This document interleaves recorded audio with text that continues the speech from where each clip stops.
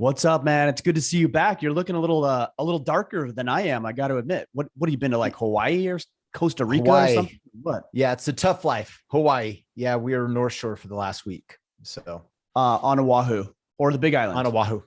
Oahu. Oahu. Got it. Okay. Yeah. Yeah, man. Yeah. It was good, man. I got to swim by wells. We were out swimming off of a catamaran, and like two wells just showed up, scared the shit out of me. No, Initially. It was I'm so out. awesome. I'm out. Yeah, it was so cool. What kind of whales were they? They're humpback. Yeah. No, I'm out. I ain't doing that. That's how I did. Like I was just swimming and all of a sudden it broke the surface and I'm immediately going to the boat super fast. And I paused for a second. I'm like, wait a second, I should probably stay out here and take a look at these things. It was cool. It was unreal. How Super cool. close do you think they were? When it first, that's the closest I've ever been, is right when it first came out of the water. And it was probably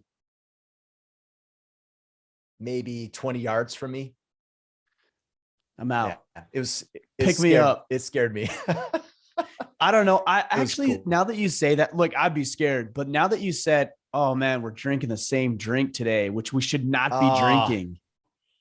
Don't mind what we're drinking today, guys. Like, this is an anomaly. Anyways, the thing that you said where I was like, no, that's good, is you freaked out initially, which is what most of us do when we're dealing with something uncomfortable. Yeah. And then you had the wherewithal to say, no, I should probably stay out here. Because when in your life is that really likely to ever happen again? Totally. It's like once in a lifetime kind of scenario. Exactly. Well, that's cool, man. Cool. It was cool. But yeah, well, you haven't been rested replaced yet. Yeah, you haven't been replaced yet, Kip. I was nervous about it. I'm going to throw this out here. Sean's been knocking it out of the park. And we've also got some requests from other guys in the Iron Council who are like, they're seeing this gap and they're trying to fill the gap, which I commend. But just know there's people who are on your trail, bro. I miss a couple episodes, and my fellow brothers start reaching out to you going, hey, if you need to replace Kip, you just let me know. You know what? You guys are assholes. Hopefully you're all listening. Nah, man, we missed Whatever. you. Good to have you back. We always have a good conversation. Did you get the gift that I sent over to you? I did. And I wanted to, and maybe we just do this publicly. I think we should set a standard by those who buy that patch where we place it. So that way it's in the same location.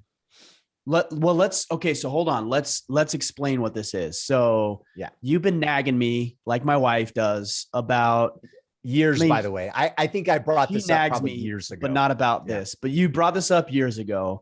And I wish I had it. It's downstairs. Do you have it by chance? You probably don't have it. I don't. Mine's at home on my dresser.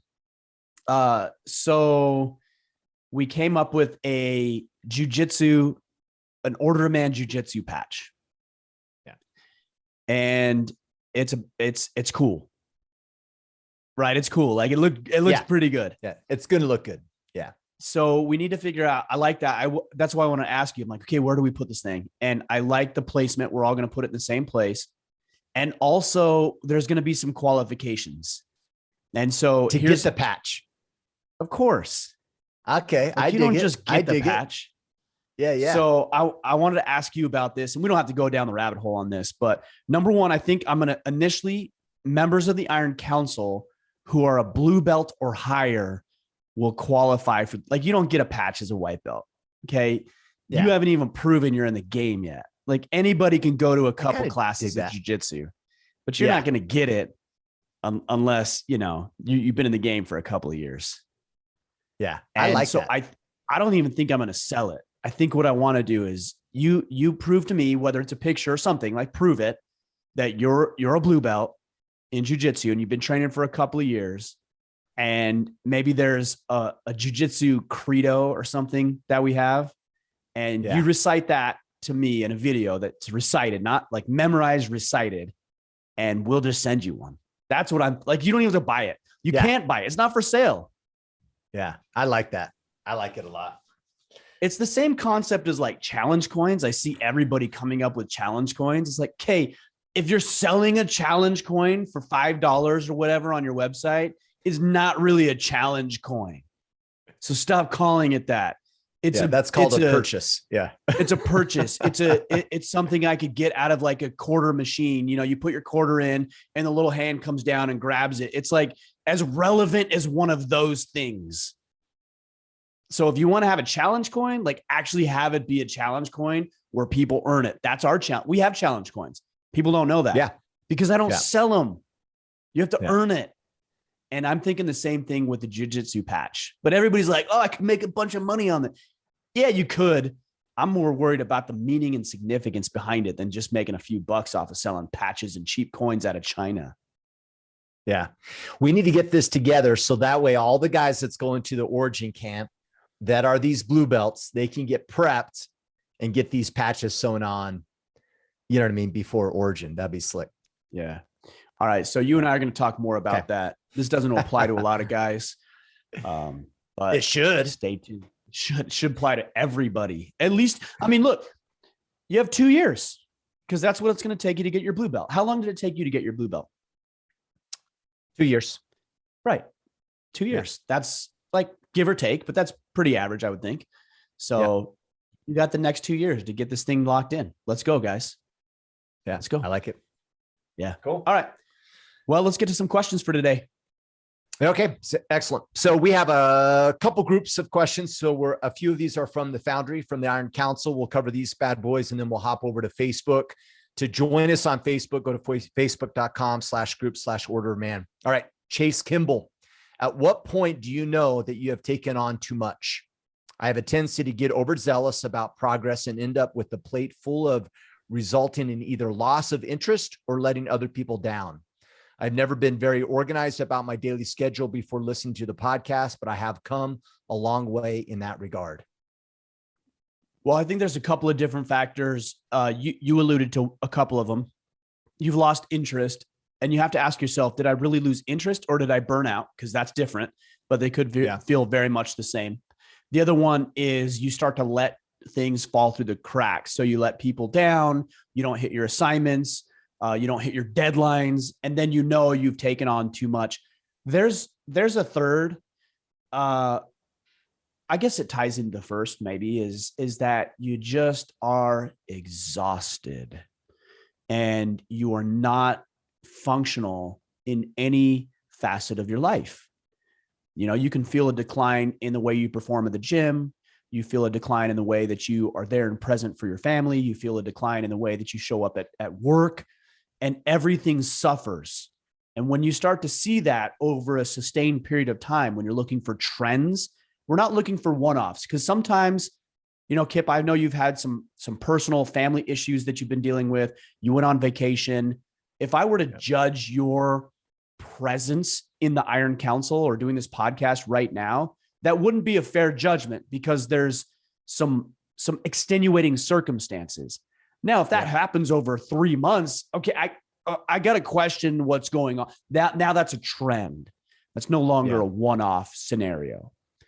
So look for trends, but if you're finding over time you being less effective in areas of your life, you've probably taken on too much. And what I would suggest is wrap up everything that you can, bundle it up, package it up, close it out.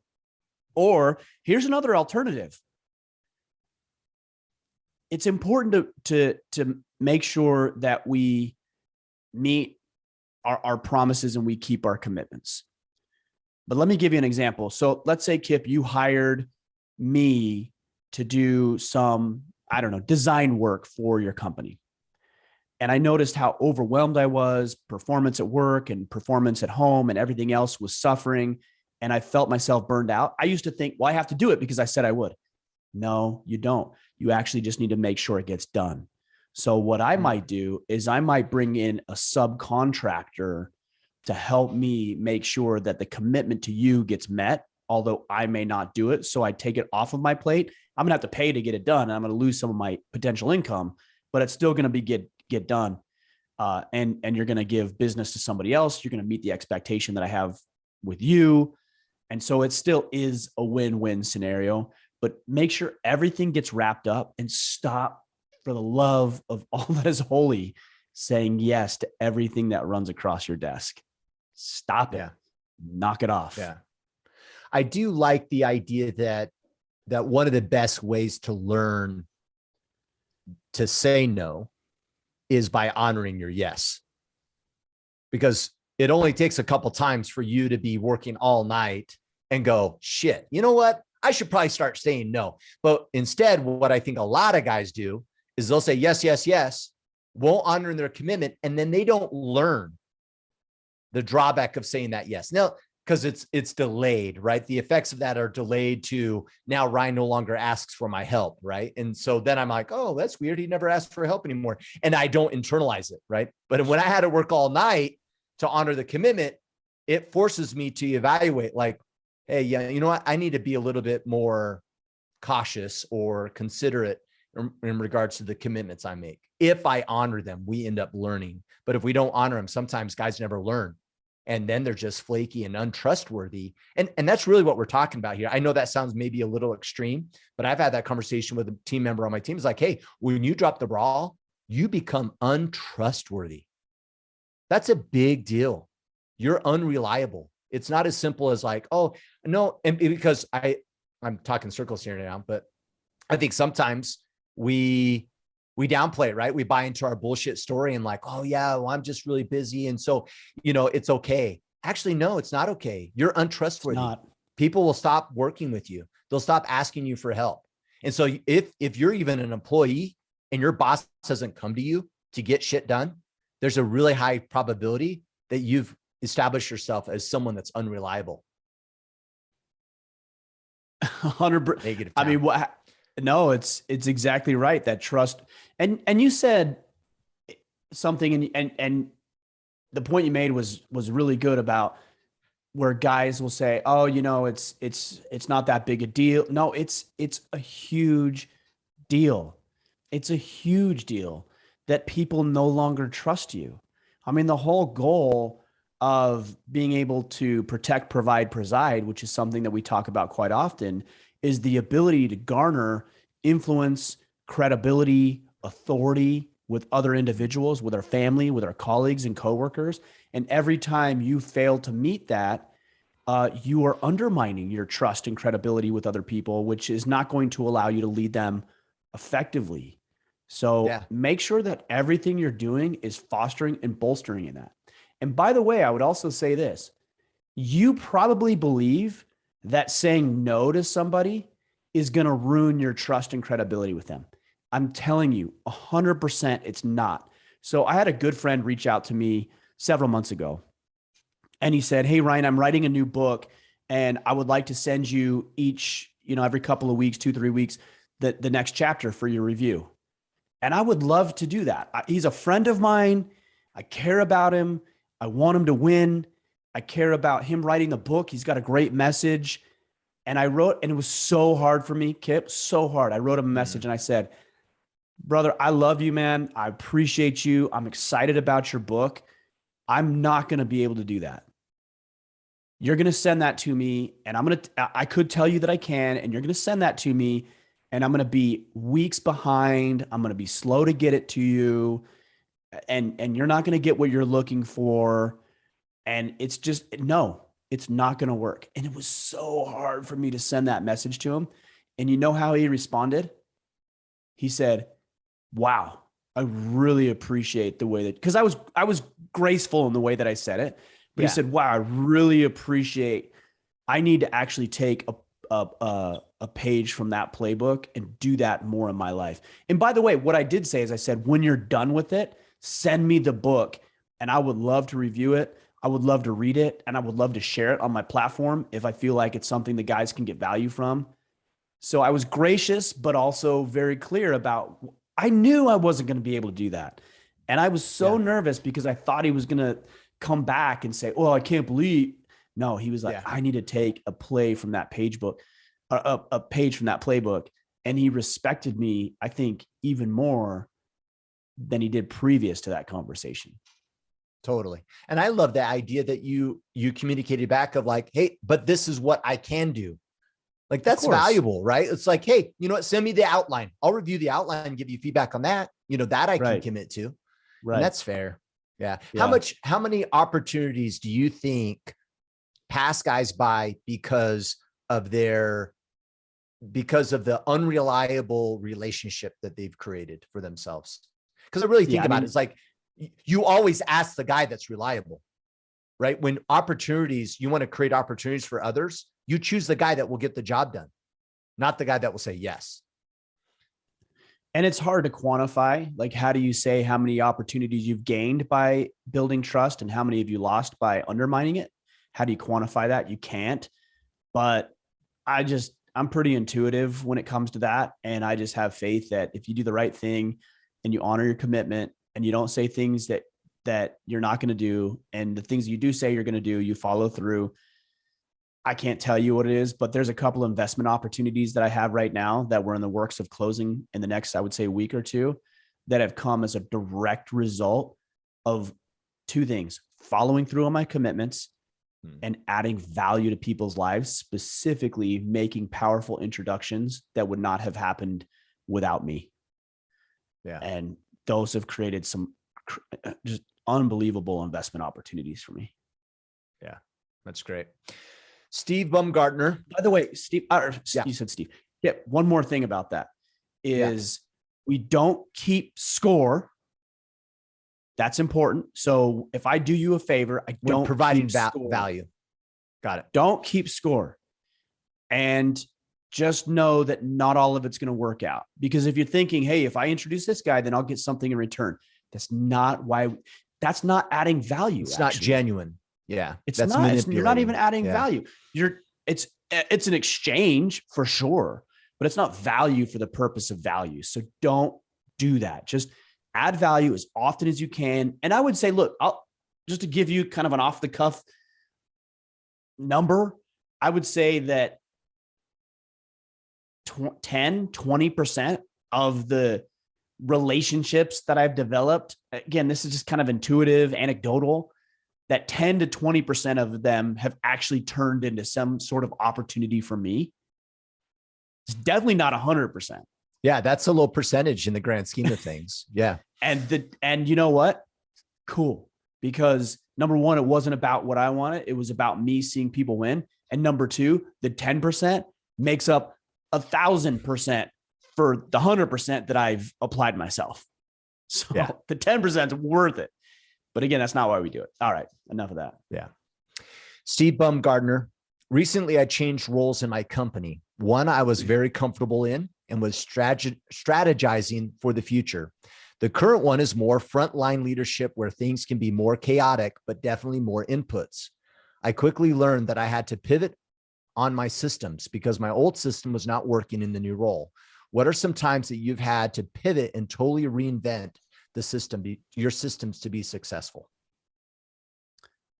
Well, the podcast is a great example. I wasn't doing this before. You know, I had my financial planning practice, and really my day consisted of calling clients, scheduling appointments, doing paperwork, making sure that our logistics were all taken care of, that the red tape was all addressed. There was FINRA requirements and SEC requirements, and making sure that we were in compliance with the code and all this kind of stuff. So my day consisted of that. And then it turned from going into the office every day to now here I am at home. Nobody's holding anything over my head. There's no sort of reporting requirements required outside of your taxes.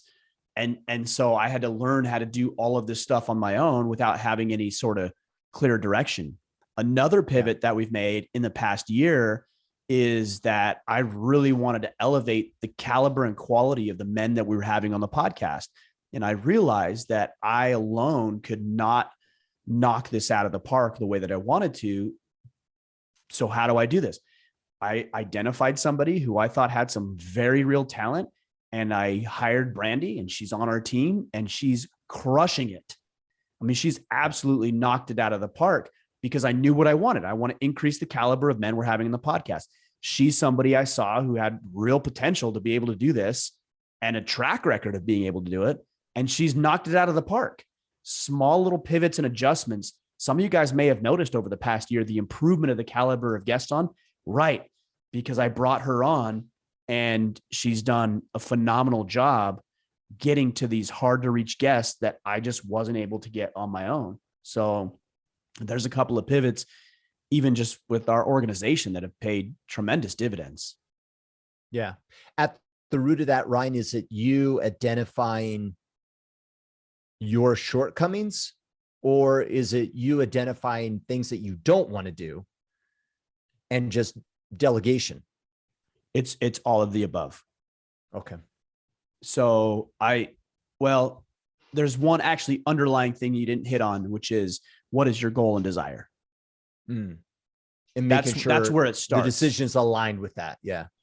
Yeah. Because if you don't know what you want, you can make any decision and it may work or it may not. And if it works, it may not actually lead you to where you want to go even. So Totally. What are you measuring your decisions against? So the first step is to know exactly what you want. And then you can say, okay, I want to go to that place. I don't think I can get there on my own because I'm lacking X, Y, and Z skills, or I don't like doing A, B, and C. So I need somebody who can do X, Y, and Z skill set, and somebody who's willing to do A, B, and C that I don't want to do. And all three of us together, we can get there. But don't just start bringing people in and looking for deficiencies if you don't know where you're going. That's a problem. Yeah. Yeah. Copy. Sam Broadway, who was your most influential boss or supervisor at a job you had when you were younger? What did they do better than other bosses and supervisors? And what was kind of the lessons learned that you've held on to? There's a few that come to mind. Number one, I don't want to throw anybody under the bus, but it's important we talk about it. I had a really bad boss when I worked as a pizza delivery boy. I did pizza delivery. I didn't know this. Oh, it's a great job. The job was awesome. And I was fresh out of high school. I was in college. I got one of my buddies hired with the same company. And so him and I would do delivery, and we met a lot of ladies that way. Like, yeah, because we were a college you town. Want a pizza or you want dessert as well? That's right. That's right. Pizza with a happy ending. It was, you said it, not me. No, man, it was an awesome job, but my boss was a total jerk. Like, he was weird and awkward, and he wouldn't show up, and he treated the people like garbage, and he thought he was above everybody else. And he just barked out orders and command. Like, it was not a great lead, but again, it was an awesome job. So it's hard to say I didn't like it. I really didn't like it. And we all laughed at him behind his back, so it was kind of fun. A bunch of college kids making fun of the boss. And so, we put up with his bullshit because it was hilarious and fun. But I remember that because I was like, when I get in that position, I'm never going to be like that guy. So that person comes to mind. Now, on the positive side, two people come to mind. One is my section chief. His name is Brett Irons in the National Guard. I'll say this. He's a little brash. Sometimes he can be hard to work with, but incredibly talented, incredibly dedicated, taught me a whole lot about discipline and working hard. He always went, even though that there was some of that brashness, he always went to bat for us, his section, with the higher command. Like, he always went to bat. It didn't always work out. There's things that he advocated for that didn't work out based on what our command wanted. But there was never a doubt in my mind that he would go to bat for us, more so, I think, than probably anybody else that I encountered in my time in service. So I really respect, I respect him. There was some contention, of course, because, he's a hard-headed, strong leader who's capable, and he's tough, and he comes from that background. And at the same time, really a whole lot of respect for that individual. And then there was one other person. Her name is Stacy. She's the one who hired me. My background is retail management. And so I actually applied years earlier to work at Buckle Clothing. So a lot of people know, because I was a bit of a mall rat. I was at Journeys and eventually went over to Buckle, and I applied with her directly, and she turned down a job opportunity. So I didn't get the job. And so I kept working with Journey Shoe Store. I worked my way up from associate to assistant manager to a manager. And then one day I remember Stacy coming to me and she said, "Hey, we have a management development program. Would you be interested?" I'm like, "I interviewed with you 2 years ago and you said no." And she's like, "Well, you weren't ready 2 years ago." And she's like, "But I would like to interview you now and see if this is an opportunity." And we did the interview and she ended up hiring me. I did a management development program in Southern Utah in St. George. And then I actually ended up moving to Northern Utah to help her open a store in Orem. We opened that store together. And not long after, I ended up going with my wife to Southern California to open a brand new store in Rancho Cucamonga. So she unlocked a lot of doors for me. But she was probably one of the most, I don't want to say laid back, that's not the right way to say it, but I would say probably one of the most empowering leaders that I've ever had the opportunity to work with. She never forced her own will or desire. Of course, she's the store manager at the time, so it's her store.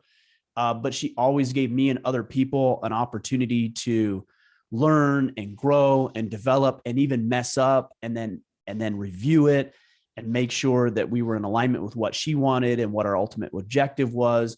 She always listened to us and took our feedback and then coached and counseled and directed. Really, really enjoyed working with her for that. Probably, I would say like a year or so between the couple of stores I worked with her at.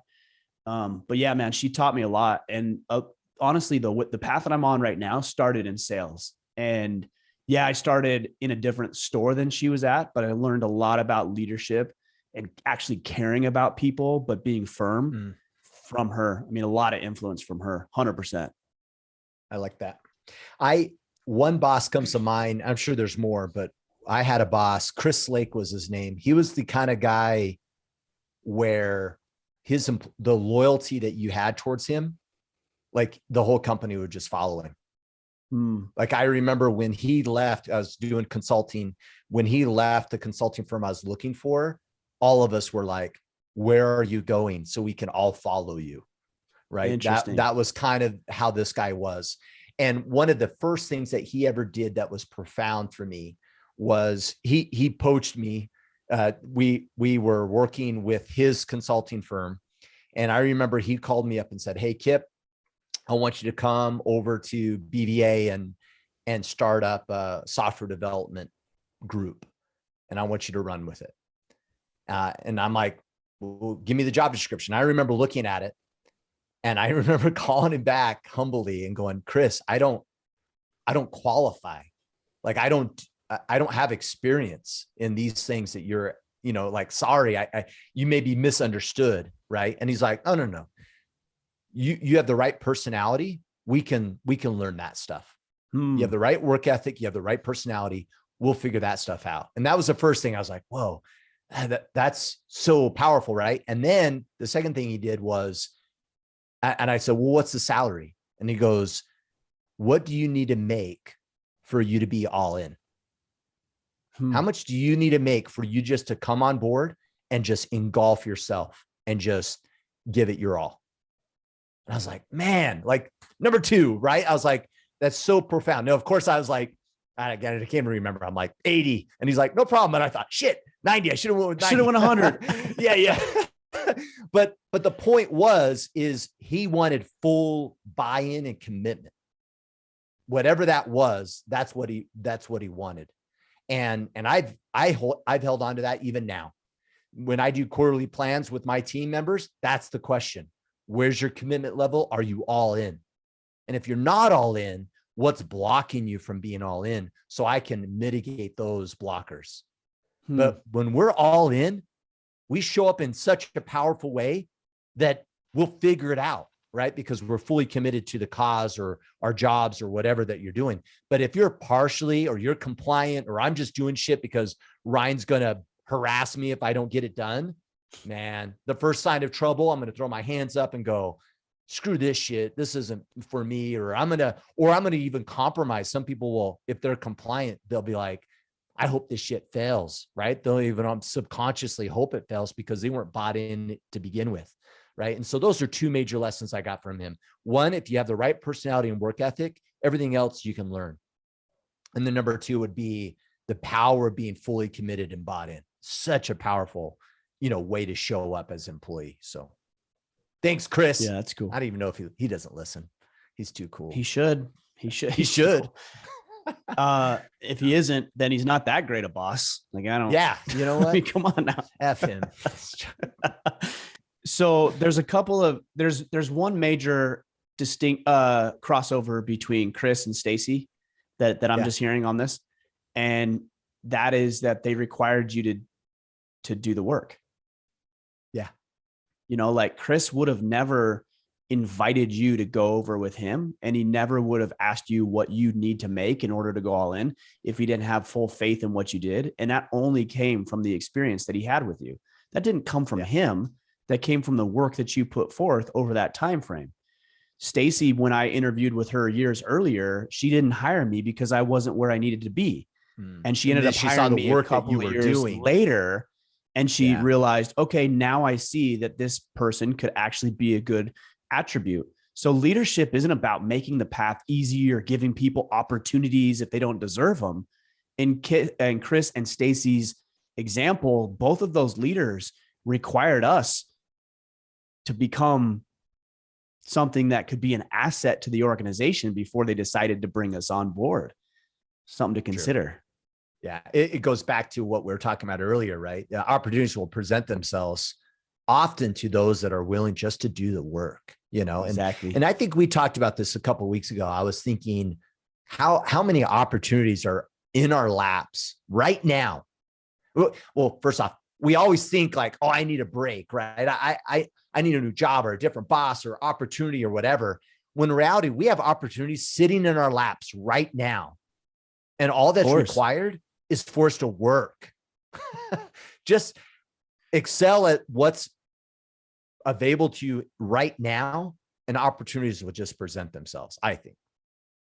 Well, so when I started in my financial planning career, so this would have been 2007-ish, somewhere right in there, I started to produce pretty well because not that I have some sort of talent or ability that anybody else doesn't possess, but I'm just willing to put my nose to the grindstone and get after it. Yeah. And one of the exercises that we did is we had to make a list of, 200 people that we knew or relatives that we could meet with. That's kind of the way you cut your teeth. That's where you get started. Yeah. Sell to all your family. It sucks. You got to start somewhere though. So that's what we really did. And I remember I had people be like, oh man, how are you producing so much? I'm like, what are you talking about? Like, all I'm doing is calling people and sitting down with them and having appointments.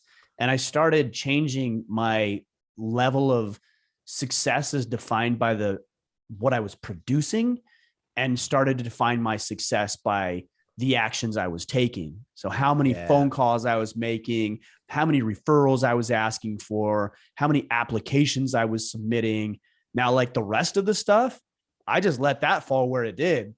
And I always outproduced other people. Exactly. Yeah. It was just for me, I wrapped up my successful identity and action, and then just let the chips fall where they may. If it works, it works. If it doesn't, it doesn't.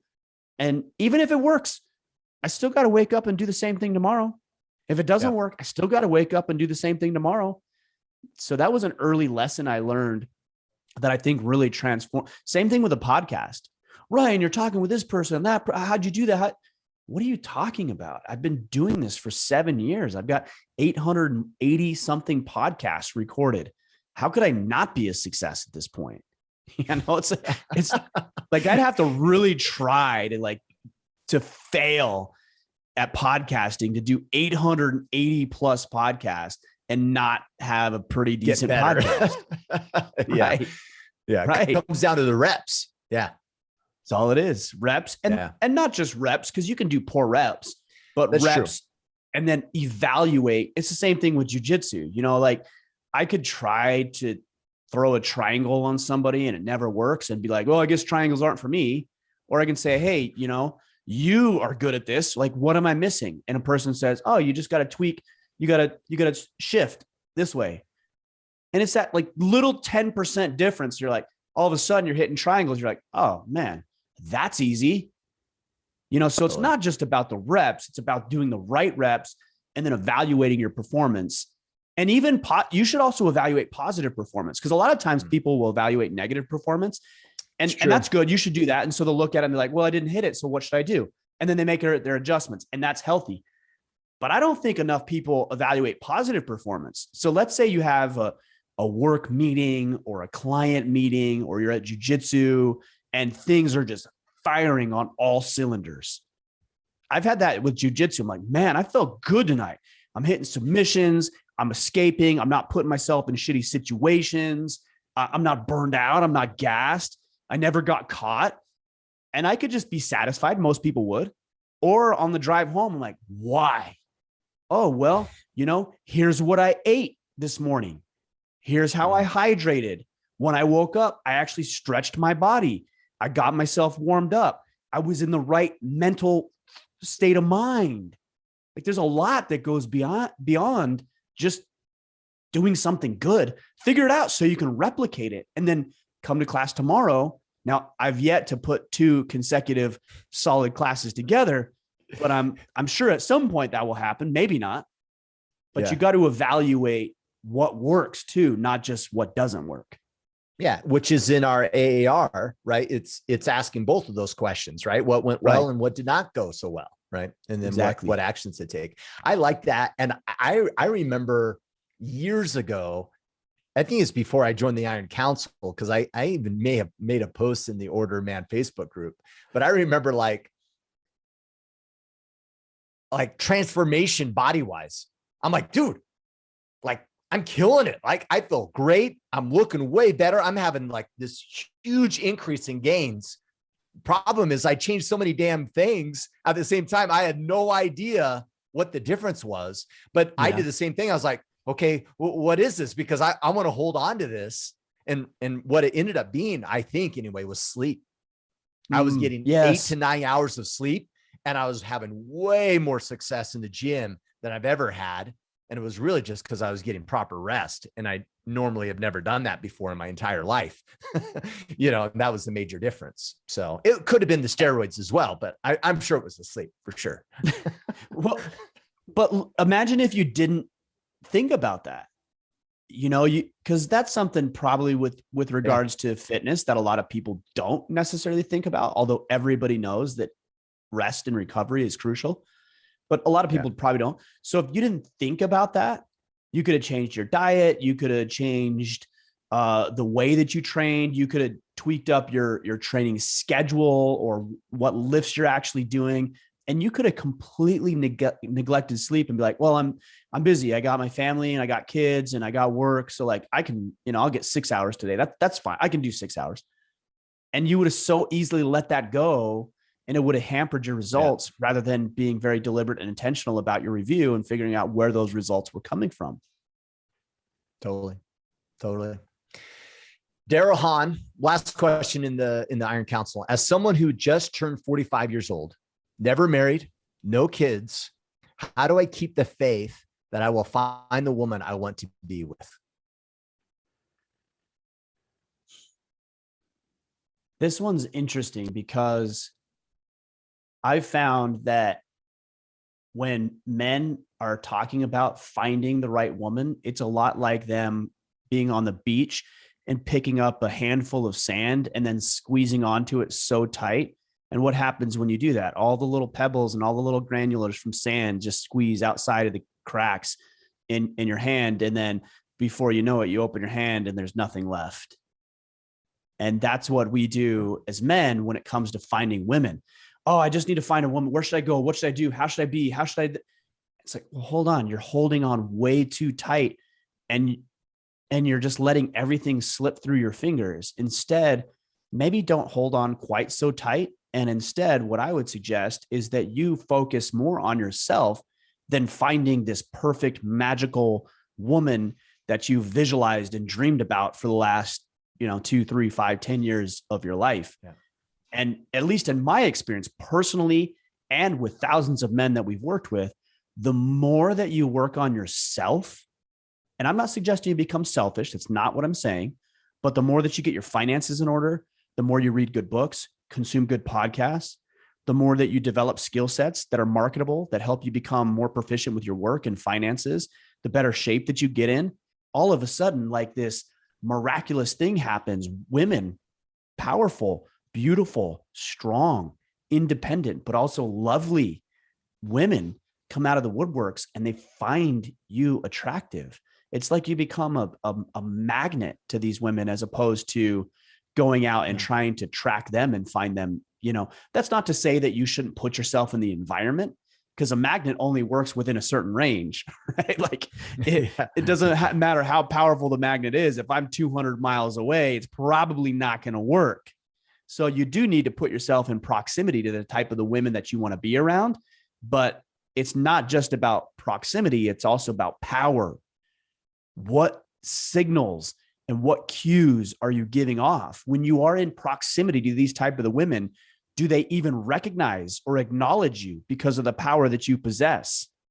Right? If you just have power, but you're not proximity, that's a problem too, because you can be powerful to a lot of wrong kind of women.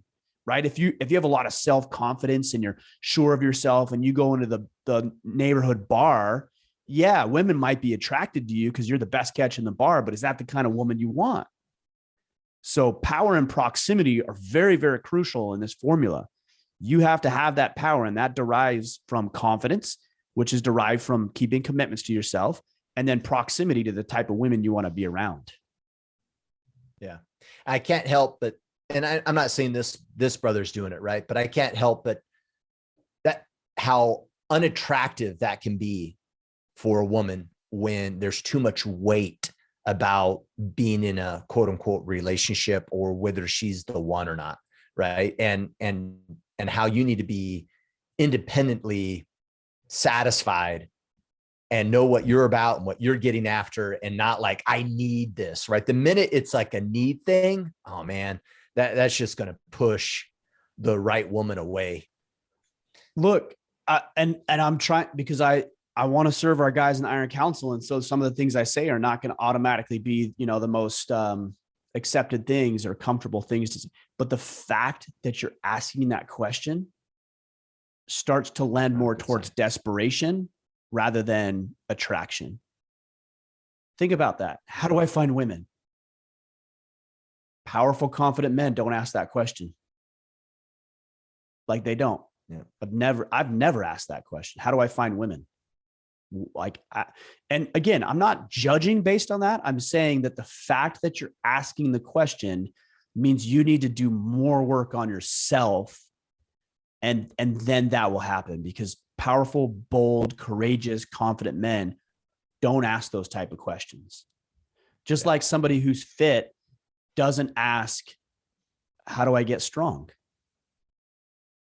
The only people who ask that question are weak people. And I'm not saying that you shouldn't be there, because we've all been there at some point, but you also know the answer. Like, somebody who's not strong knows the answer. Oh, I got to go to the gym and work out. Right. You already know the answer. And you know the answer to this question. You have to make yourself into something more, and you have to put yourself in proximity to the kind of women that you want to be around. And then through those two actions, a lot of this stuff will get taken care of. But even the question itself lends to a bit of desperation, which it's hard. It's a weird dichotomy, because I hear myself saying that. And I also hear myself saying, well, what's a guy to do if he's not to that point? Do I not ask the question? No, you ask the question, but more importantly, you work towards the answer. That's what you do. Yeah. Yeah. I like it. Aaron Grosch. Sorry, Aaron. How do you stay hungry, but also celebrate what you've been blessed with? I struggle to celebrate the good, that is, because I'm pursuing the better that could be. That translates into my home life, even with my oldest kid too. And I'm wondering on it, but I'm open to any thoughts that you have on this issue. This is a question. So stay hungry, but also celebrate. I don't know. I don't totally understand. I've never dealt with this. Like, I'm very appreciative of what I have. I'm grateful for technology that we have. I'm grateful for the relationship I have with my wife and kids, and the opportunities that we have to live here in Maine and do the things that we want to do and the home that we live in and the friends that we have. I don't ever see how that comes at odds with me wanting to improve my situation. Let's take it in a very easy to understand context. Technology. I'm very appreciative of the technology that we have.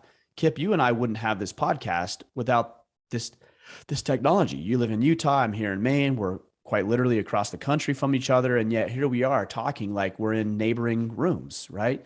And the fact that we can put this into a podcast platform and people can listen on their time, on probably 4 dozen different players that are available, like it's amazing. But why would that be at odds with me saying, hey, Kip, I really think we ought to improve our audio quality. So let's look at these new microphones and invest in that.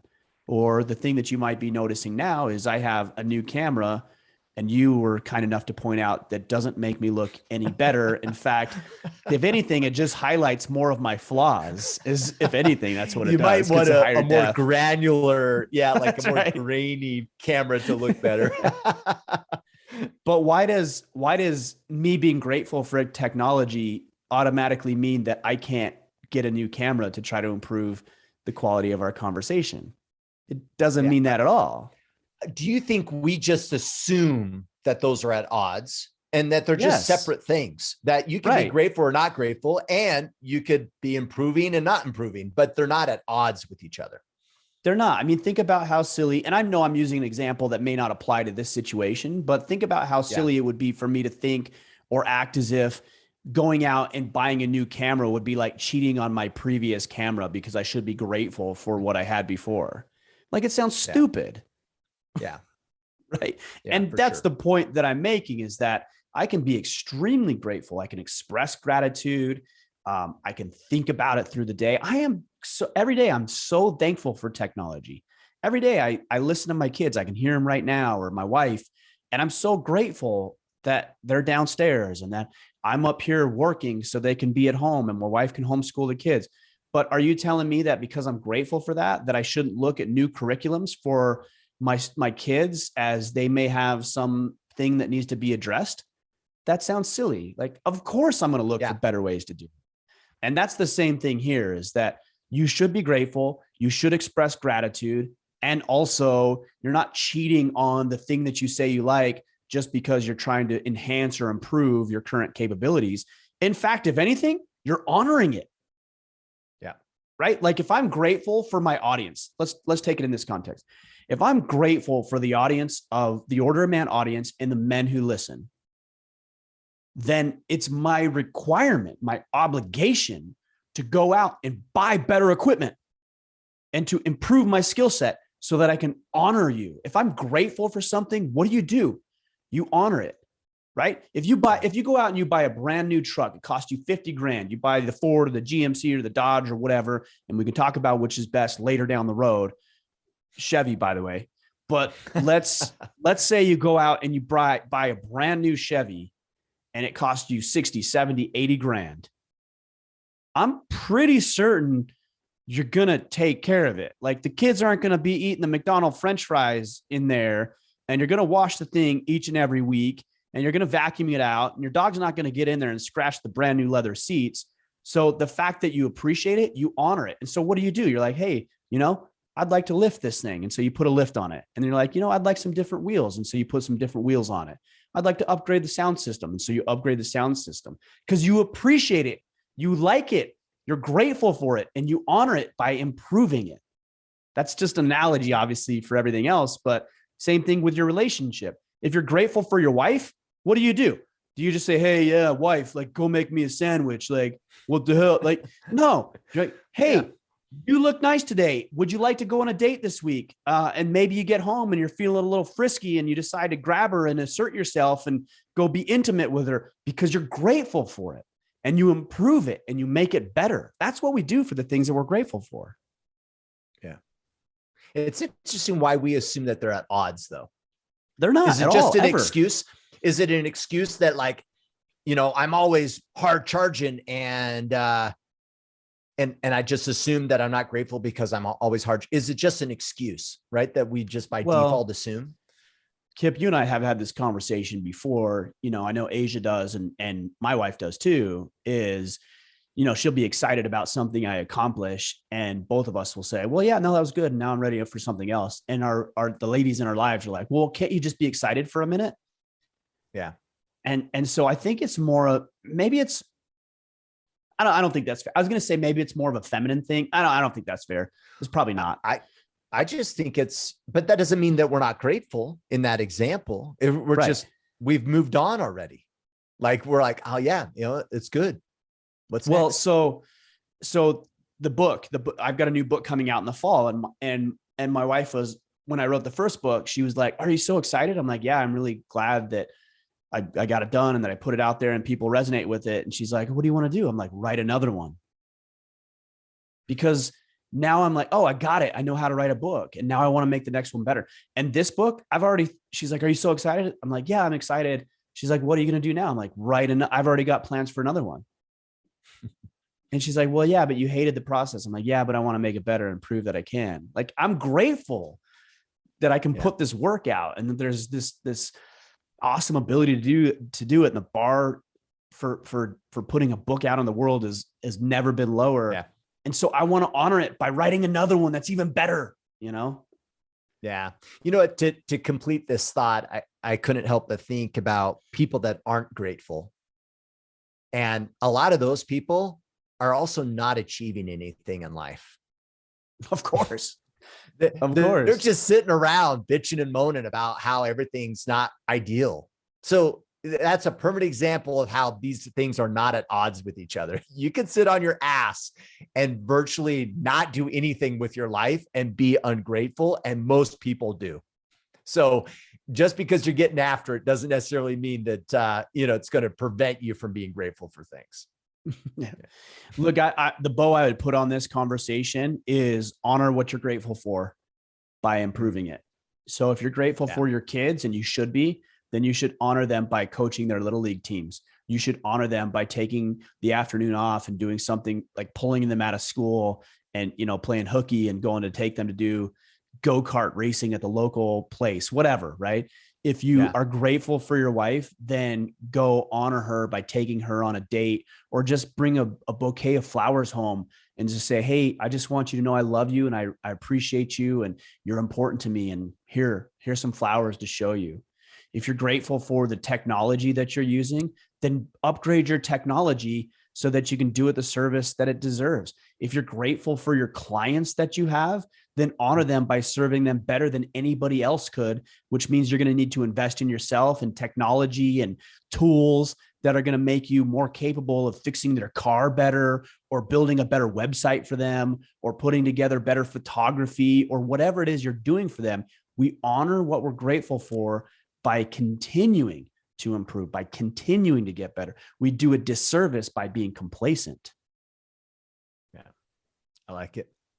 Gary Tate, when you fall off the wagon of exercise and diet, how do you find the discipline to get back on track? You just do it. That's a Jocko answer. I like, know. What but more what is else there do you to say? I don't even know what you say, like, other than just start doing it. Well, maybe accept that fact that you don't want to, and that's okay. I mean, is that where we get hung up? That we feel like you should want to do it, and thus we don't? Versus like, that's a good point. That's not how it works. It's like, sometimes you do it because you should, not because you want to. Well, look, here's another way of looking at this. If you wanted to do it, would it require discipline? No. Like, when I eat chips and salsa at night, like, I'm not being disciplined to eat chips and salsa. I'm like, no, I want to, because they taste delicious. Like, I don't need to be disciplined about it. So just the fact that you're asking about discipline means that you're fighting against something. And that's why it's called discipline. If you weren't fighting against it, it would be called indulgence. Yeah. That's it. Right. Yeah. So it's going to be, to your point, it's going to be hard. Okay, well, deal with it. I would also say there's the mindset of not allowing things to compound. Like, when you miss a workout, what I think a lot of guys will do is they'll say, well, like, the day is ruined. Guess I'll just start tomorrow. And then they wake up Monday, and maybe exactly. Right. Or I'll wait till the new year, so I would say your mindset needs to be one of, hey, I'm not going to let mistakes compound. Like I'm going to acknowledge that I'm going to make mistakes. And my mindset is that when I mess up, I'm either going to make up for it. So let's say you missed a workout this morning. You still have 23 more hours. Like you could still do it, So maybe you ought to just find a time at lunch but then I'm not going to be able to eat lunch. Right. That's the discipline component of it. You got to sacrifice to be able to get back on track. But I would just say, be careful of letting things compound and slipping to the mindset of like, hey, the day's ruined. I didn't wake up at 6 a.m. and work out. So I guess I'll try again tomorrow. No, like do it now. And then this goes to your point earlier about the consequences of our decisions. Then tomorrow when you're tired because you stayed up late because you had to do an exercise, you're like, okay, maybe I should make better choices tomorrow. Right. Yeah, exactly. Yeah. It should be painful. I remember you interviewed Aubrey Marcus back in the day when he released his book, Own the Day. Own the Day, Own Your Life. Mm-hmm. Yeah. And I really appreciated that in the sense of just, you miss your workout or you don't feel about it. Like you don't feel like it, or you don't have the discipline, right? Just win the day. That's it. How do you win right now? Right? If you haven't been winning and it's already 10 a.m. in the morning, how do you flip the switch, flip the script, and win in the rest of the day that you have? Well, I would just say not even win the day, win the moment. Yeah, that's true. Even better. Yeah. There's times where, I haven't done a workout or I woke up late and it's late and maybe my wife and I and the kids are watching America's Funniest Videos because that's something we do. And I'm like, man, I start feeling guilty. I'm like, oh, I didn't work out today. And I'm like, well, I guess I'll just start tomorrow. Or better yet, after every video, do 10 push-ups. Yeah. After every commercial break, do 20 sit-ups, do 30 air squats. And before you know it, if you're sitting there with your family, enjoying time with them, you've done 100 air squats, you've done 50 push-ups, you've done 75 sit-ups, whatever, right? Yeah. So you still got some movement in, you still burn some energy, you burn some calories, you got stronger. And also your kids saw you doing this and they're going to be motivated to some degree about it. Win the moment. Like, what are you doing right now? Maybe you should turn this podcast off and put it away for a minute or a day, or maybe you just don't ever come back to it at all. And actually what you should be doing right now is what you should be doing. And you just win this moment. And then the next moment you win, the next moment you win, and so on and so forth. You start stacking wins together like that, man, you become unstoppable. Yeah. Joe Marino, what is your take on the 13th? I've never heard of this before, by the way. What is your take on the 13th payment of the year for the mortgage? Do either of you do it? Are you aware or in favor of any other methods to eat away at the principal of a mortgage? I refinanced a year ago, so I have 29 years left. $30 a week is all it would take to round to a 13th payment. I never hear anybody speak in favor of doing a 13th payment. I would love to hear your take on this. Thank you. So what he's referring to is if you pay your mortgage on a monthly basis, how many payments would you make? 12. Yeah. If you pay your mortgage every 2 weeks, half of it every 2 weeks, you're going to have a 13th payment because there's those 52 weeks, right? So that's how you do it, because there's a couple of months that have 5 weeks in the month. So that's how you make that 13th payment. Yeah. And just focus on putting that all towards interest or not principal to reduce principal. It would go directly towards mortgage. principal. Yeah. Right. 100% of it would go towards principal, which is the power of it. So I mean, you can call it the 13th payment, or you can just say you're paying extra on your mortgage, which is really just what you're doing. It's kind of like intermittent fasting, which is really just, I'm not going to eat breakfast, but we get marketing behind it. What's that? Yeah. But I'll eat all later. Yeah. I'll eat breakfast later in the day. Yeah. Well, I mean, the point that I'm making is that we get behind marketing and we come up with these clever little things. And it's like, no, it's not intermittent fasting. You're just skipping breakfast. It's not a 13th payment. You're saying, I've never heard anybody talk about it. Really? Everybody talks about putting extra towards your mortgage. Everybody talks about that. So there's now, to your point, it's a good question. Yeah. Yeah. There's pros and cons. All right. If you put extra money towards your principal, And if I wouldn't wait till the end of the year, if you're going to do it, you do it every month or do it every 2 weeks, how often you pay, because the sooner you pay down that principal, the less interest you're going to pay. It's like taxes. You know, people get a $5,000 tax return about this time of year and they're like, cool, I got money back. I'm like, no, you didn't. You lent money to the government at 0% interest. Like, that's actually what you did. So like, call it what it is. If you're going to make the quote unquote 13th payment, do it every 2 weeks, because you're going to pay less interest by doing that. Now, this is my financial planning background speaking here. There's pros and cons. The benefit of doing it is that you're going to pay less interest over time, and that's good. The downside is, let's just, for the sake of argument, say that your mortgage payment's $1,000 a month. Again, sake of argument. So you're going to pay $12,000 for the year. That's what's required, right? But what you're saying is, I'm going to pay $13,000. So let's say you pay $13,000. Again, I'm just using simple math here. It's a bit arbitrary, but you're going to get the point. So you pay $13,000, $1,000 extra every single year, and you do that for 5 years. So you've paid $5,000 extra above and beyond what the mortgage company required. And let's say in year 5, you get hurt, or the transmission on the car goes out, or little Timmy breaks his leg. And now you need $5,000 to replace the transmission, or to pay your deductible for your mortgage, or to cover your expenses for 2 months while you find new employment. Imagine calling up the mortgage company and saying, hey, I've been paying $1,000 extra every year for the past 5 years, and I don't have a job right now. Can you give me that $5,000? Of course, that's not going to happen, right? So the problem with the downside of doing it is you're throwing money into the mortgage that you're never going to get back. So this is actually where so Dave Ramsey was on the podcast a month and a half or so ago. And I agree with a lot of what he says if he's talking to his audience. Sometimes people, and I used to do this, I used to assume he was talking to other people when he wasn't. I'm like, that's bad advice for that person. He would say, yeah, that is bad advice for that person.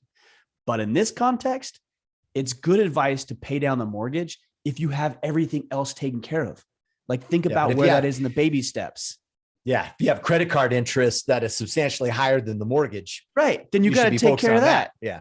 If you don't have an emergency fund built up and you're destitute after missing one paycheck, then probably you ought to build up the emergency fund. So in the right circumstances, paying down your mortgage is great. I personally, I don't. I have, I want to say I have five mortgages on various properties. I don't pay them. Somebody else is paying my mortgage payment for me on 4 of them. Like, I'm not paying extra money into that. Plus you have appreciation. Like, I'm not going to pay those down. Like, I'd rather have that money and buy another property or invest or do something else with. It's not to say it's a bad idea. It just depends on your circumstances. Ultimately is what I'm getting at. Yeah, for sure. Copy. All right. Let's take 1 or 2 more, Kip. Okay. Matthew Gordon Moser, how do you differentiate? Oh my dear Lord, I can't talk. Oh my goodness, Kip. Do you want me to bring Sean in to help you pronounce? Yeah, you know what? Differentiate. Lifeline between someone being entitled to their opinion and thinking that the opinion is wrong. I don't understand the question. Being entitled to their opinion and thinking that the opinion is wrong. I kind of get it just because I spend a lot of time on social media. So occasionally I'll say, I'll make a post and somebody will come back with an opinion that I don't agree with. Yeah. And I'll say, well, no, I don't agree with that because of X, Y, and Z. Oh, okay. Like, let me break it down in a simple, let me give an example. Okay. Let's say I make a post on social media and this is going to be oversimplified. And I say, well, I really like the color blue because that's my background here. And Kip, you say, well, Ryan, that's fine, but red is the best color. And then I come back and I say, Kip, red is not the best color. I don't know what's wrong with you. Blue is the best color. Okay. Simplified, right? Oversimplified. But a lot of people on social media would come back and say, well, Ryan, he's just stating his opinion. He has the right to do that. Right. But I'm not obligated to agree with it just because he has the right to do it. Yeah. Another example would be the American flag, right? There's not so much as much anymore, but a couple of years ago, people would kneel. You have Kaepernick who would kneel, and sometimes people desecrate the flag and they kneel or they make a protest or whatever. And then I'll come back and I'll say, hey, that's inappropriate. Like, you should respect the flag. You should stand up and put your hand over your heart, and you should not desecrate the flag. And people come back and say, well, he has a right to do it. Okay, sure. But just because he has the right to maybe do something like that, that's questionable when it comes to the flag. But just because he has the right to do it doesn't mean I'm obligated to agree with it. Yeah. That's where I think this question derives from, a lot of social media conflict. But look, guys, some opinions are wrong. Somebody said the other day, they said, well, it's just an opinion. How could you say that's wrong? I said, people are wrong all the time about their opinions. Like, just because it's an opinion doesn't mean it's not factually inaccurate. It certainly could be. Yeah. Yeah. Right. Like, here's a great one in modern culture. Well, woman is just somebody who feels like a woman. No, that might be your opinion, but that is factually and biologically inaccurate. You can think that and say that till you're blue in the face. It's wrong. Period. Factually, It's wrong. Now, does that mean I'm a transphobe? That's what people will say. Well, they're just trying to be who they really are. Right. I got that. You're just being a transphobe. Well, that means I'm afraid of trans people. Like, I'm not afraid. I just think it's wrong. So, like, the question was, what's the line? I mean, we all know what it is, but people are going to use your opinion against you. And they're going to, anytime you disagree with something that somebody's adamant about, like the trans issues is a big one. Yeah. And a lot They'll of these just people latch on to, well, they can have their opinion. Yeah. And they can. And I'm not obligated to agree with it. And it's not inherently correct or accurate. And so with regards to trans rights, for example, there's a lot of emotional people. And so they're going to use emotionally compelling arguments. See, that side of the equation has no problem with making you feel like a horrible human being for believing what you believe. And then on the other side of the aisle, which is the side of biological truth, the aisle that I'm on, we tend to say, well, like, I don't want them to feel bad. They have no problem about you feeling bad about it. And my goal isn't to make people feel bad. It's just to communicate the biological and factual truth. And if somebody's offended by that, I was going to say, I'm sorry. I'm not sorry. I'm not sorry you're offended. Yeah. We shouldn't be apologizing. Yeah. Right. So when the guy says, what's the line between somebody expressing their opinion and what was the other thing? Being entitled to their opinion and thinking that their opinion is wrong. Yeah. I said it before. You can have your opinion and you can still be wrong. And in fact, many people are. I've personally had opinions about things and I was like, no, I'm wrong about that. Like, I've realized, or somebody has said, hey, Ryan, that's your opinion, but that's wrong. And here's why. Well, a great example was the Keystone Pipeline. I made a comment about the Keystone Pipeline the other day, and I just assumed like the Keystone Pipeline was shut down by Biden. So I'm like, okay. Yeah. So I said something about it and somebody's like, that was my opinion. Like, that was wrong. It was wrong to shut down the Keystone Pipeline was the opinion I made. And somebody had said, well, actually, like, the Keystone Pipeline is working. It's the Keystone XL portion of the pipeline, which the way I understand it now is that we were going to create a new portion of the pipeline that's going to ship some fuel from Canada down into the southern part of the United States. But the fuel is an inferior type of oil, and it's dirty oil. And it was designed, I'm reading up on this, so don't quote me on this stuff, but I'm like, oh, like, my opinion was wrong. My opinion was we shouldn't have shut down the pipeline, but the pipeline's not shut down. It's the Keystone XL portion of the pipeline that was shut down because Biden closed off some of the permitting needed when he came into office. I didn't know that. So yeah. I was making an opinion based on faulty assumptions. So then we have to upgrade our knowledge and then make different decisions. Well, and let's be frank, like, I mean, of course, it's funny because people even say that, right? Well, of course it's my opinion, right? Like, how many things have anyone has ever said that you're like, oh, you did the research and you were actually involved in that thing that you just stated? No, half of us are constantly just regurgitating information that we've got from somewhere else. And of course it's our opinion, right? Like that's kind of a given, right? To some extent. So it should be. And so here's what people when they make posts that are somewhat like an opinion that's somewhat controversial, they'll say, hey, X, Y, and Z, this is what I believe, and in my opinion. And what they're doing is they're buffering, they're hedging. So I don't have to be held accountable for what I said by so that throwing in my opinion at the end. It gives me a little bit of an out. Yeah. Right. I don't do that. I don't say, you're not going to hear me say, in my opinion, as a preface to my thought. Like you listening are intelligent enough to distinguish opinion and fact. And if you're not, then you're a moron. And I don't really need you listening to this podcast. Like everybody listening knows the difference between fact and opinion. Everybody, 100% of people, and even the outraged people know the difference, but they're just not willing maybe as easily to admit it or recognize it or acknowledge it. But yeah, I don't need to preface things with, this is my truth. This is my opinion. Here's what I think. I haven't said that once today. Yeah. And I think I have the habit of saying that sometimes, but. Well, you just said it. So there you go. All right. Last question. Because this is a good using, one. I think is a habit. It's more of a filler than anything else. I think, oh yeah, I think this is the way to do it. That's kind of innocuous.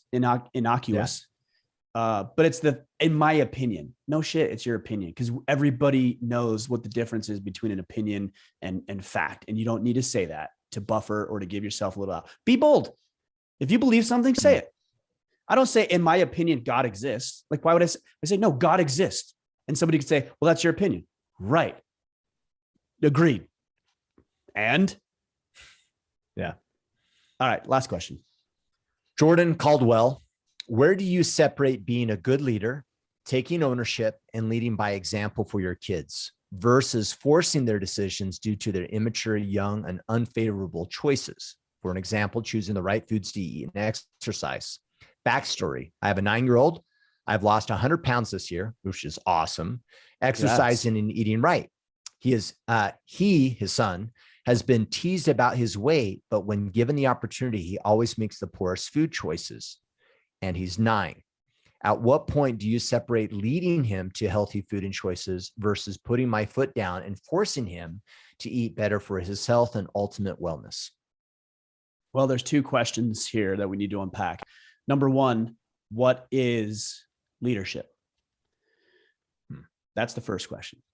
Is leadership dictating and forcing people to do things, or is it helping them get to a positive place they could not have imagined going on their own?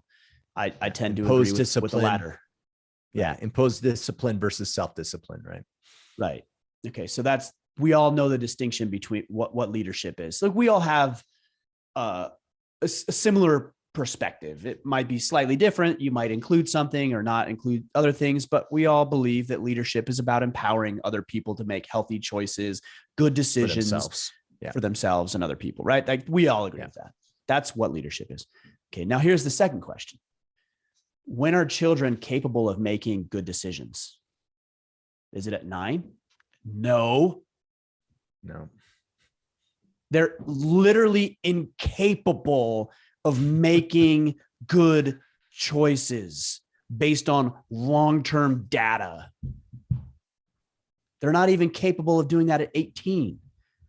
In fact, studies suggest that somewhere around the early to mid 20s is when the brain is fully developed for young men and they can start making good choices. I don't know about you, but when I was 21, 22, 23 years old, I was doing some of the dumbest shit I've ever done in my life.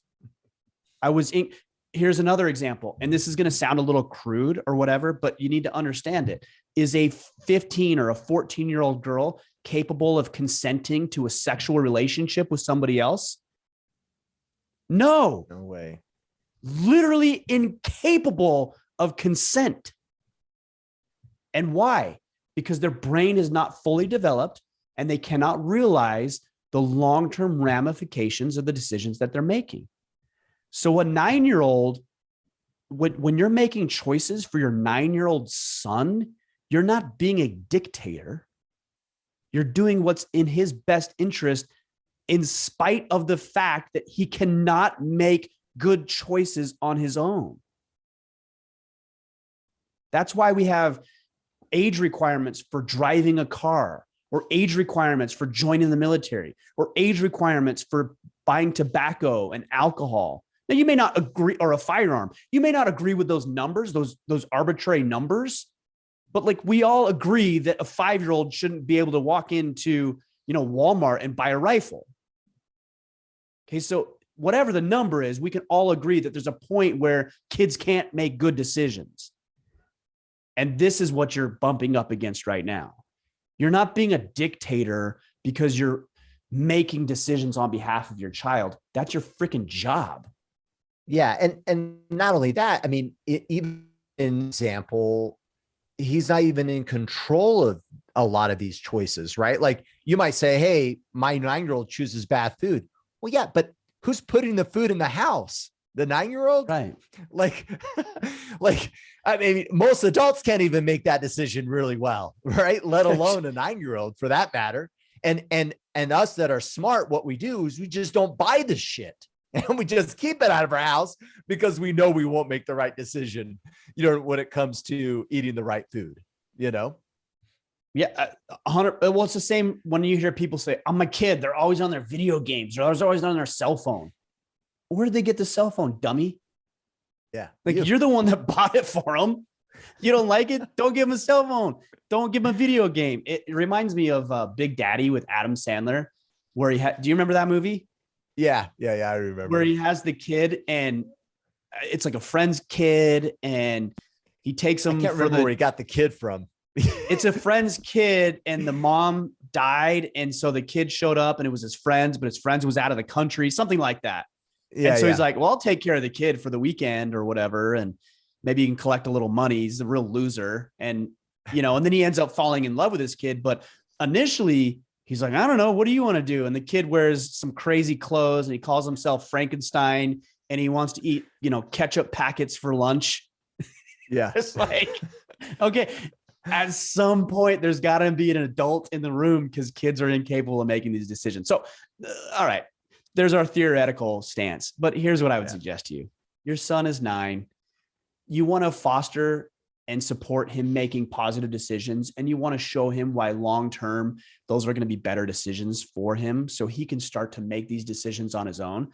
But until he builds up the mental ability to do that, you need to make those decisions for him, which means we're not going to put all the animal cookies and ice cream and stuff in the kitchen. We're not going to go to McDonald's 3 nights a week.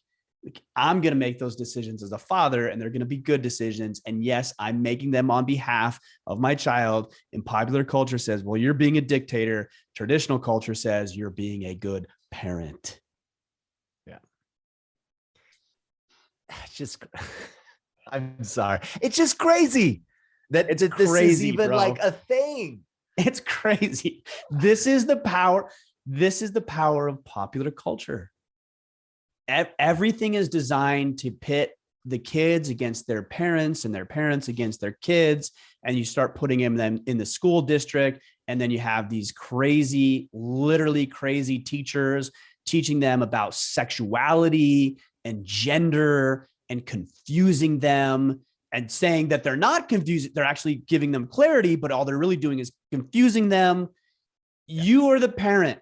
if you're going to abdicate that responsibility, I'll go so far as to say, don't have kids, because having kids is hard. It doesn't make life easier. It isn't cheap. It isn't always fun. It's very rewarding. Don't get me wrong, but it's not an easy thing if you're not going to be a good parent. And I'm not throwing this guy under the bus. I'm sure he's asking this question because he cares. So we're not directing this at you as much as I'm directing this at society.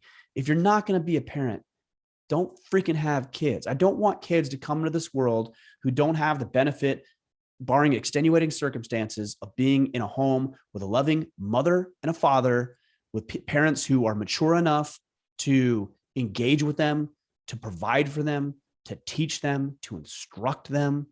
You don't have to be completely ready. You're never going to be ready, ever. But gosh dang, we're doing such a disservice to our kids. And it's really a pain point for me. You can hear it in my voice. It's frustrating what we are doing to our future generations. Totally. Okay. You good? All right.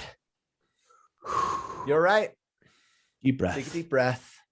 All right. You'll be okay. So end of this month, we're going to open up enrollment. Middle of the month. Correct? Middle of the 15th. month. So exactly a week.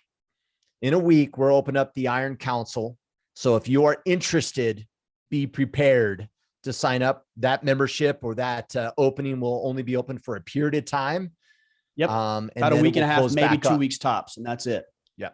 So to learn more about the Iron Council, go to orderedman.com/Iron Council. And then also stay connected with Mr. Mickler on the social medias to get updated in regards to when that registration will open. That's at Ryan Mickler on both Twitter and Instagram. Anything else, sir? That's it. Good questions today. Lots of good questions. Yep. I know I got fired up on some of those things, but they're important. So important. Yeah, man. So keep the good questions coming. Join us in the Iron Council. Support us where you can. Leave the rating and reviews. That's important as well. I did say on yesterday's podcast that I was giving away, I think 8 or 10 copies of Speech Therapy, which is Kyle Creek, AKA the Captain's latest book. It's really, really good in exchange for ratings and reviews. So if you leave a iTunes or Spotify is included on this one, an iTunes rating and review or Spotify rating and review, and you take a screenshot of it and you email it to Brandy, Brandy at orderofman.com, you will be entered in for the drawing for one of those books. And the last drawing we did, Kip, we had, I want to say we had 1,200 entries. 1,200. Nice.